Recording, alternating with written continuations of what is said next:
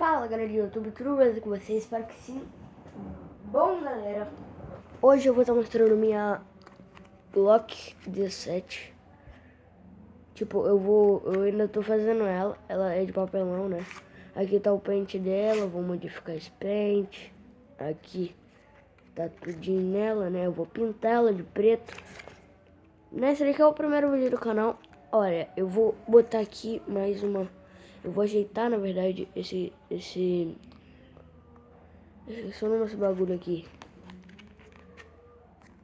Acho que é cão, sei lá.